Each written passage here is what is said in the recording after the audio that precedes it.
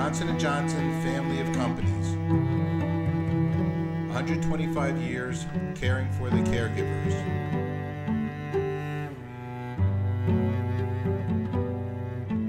Mom decided after Dad left us, passed away, to come to Connecticut to watch Maggie Lynn grow up. So she put her house on the market, and in the meantime had some heart trouble with her valve, and something went wrong. She had a coma, resulting in a stroke. So she did come to Connecticut to live with us, but differently. So that was about 7.5 years ago. And I'm still here. Thankfully so. Honestly, this was devastating to everybody. But there wasn't enough time to think. It was just go. Something's happened, and we all just joined our efforts together to get her well. But the transition to Connecticut happened while she was in the hospital. I had to handle the sale of the house. It had been on the market for about 8 months at that point. Things got very quick. Mom was transferred down to Connecticut, and within a short time during that, we had to pack everything up in the house, and there was a lot of stuff in that house, and move everything down to our place in 2 days.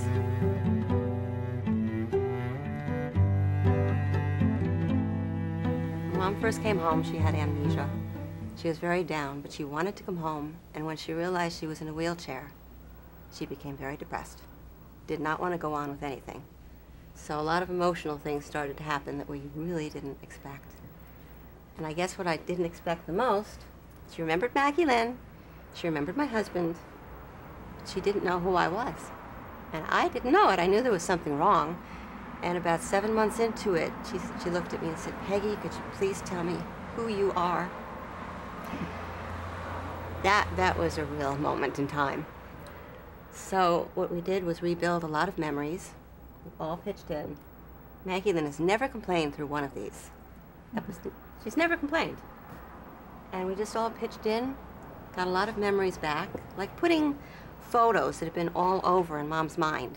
And the more we talked and the more things we brought up, mementos, pictures, started to come together as a collage. I was a jitterbug. And then I got this paralysis. And every time I hear music, my feet are going. But I don't get up and dance anymore. I was a great dancer. I know you were. Yes. I'm not going to brag anymore.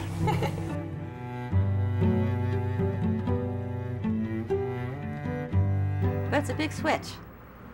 It's one thing to bring home a baby. You become a mom. Everybody wants to know and help, and you're talking and talking. You bring home a mom who's had a stroke, and it's very different because the needs are very much the same. You're there 24/7, and you want to give your all in every way possible. But people aren't exactly there to find out how you're doing. You're very much on your own. It was hard. I was lost. People just assume you know what you're doing, but you don't. And my husband would say to me, "Look, you're the lifeguard. Just make sure you don't go down with the victim who's drowning." How do you not? People tell me to join support groups. Who has time to join a support group? I had a baby monitor I was listening to all the time when I couldn't be with Mom. So that meant anybody that's had a baby and a baby monitor knows that you're really not sleeping, you're just waiting for a sound. That went on for so many months.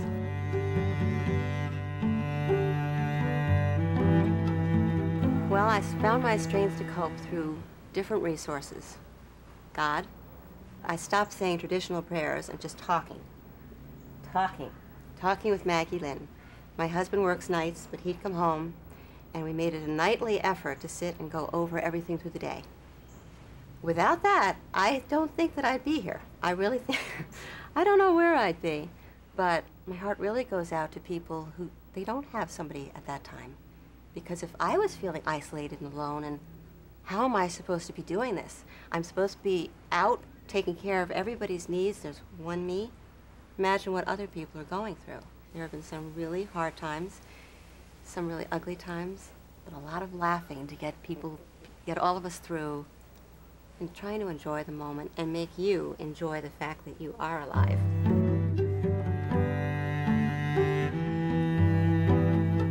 We've been through a lot, and everything we thought we had is so real. We're here for each other.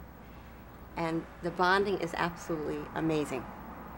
We might get mad at each other. Do you ever get mad at me? Yes. There you have it. Both sides. A lot. too. Some tough love along the way. But we're here. We couldn't be closer if we were triplets. So I think that's the And wonderful part. She means that. I really do. This program was brought to you by Johnson & Johnson in association with Good News Broadcast.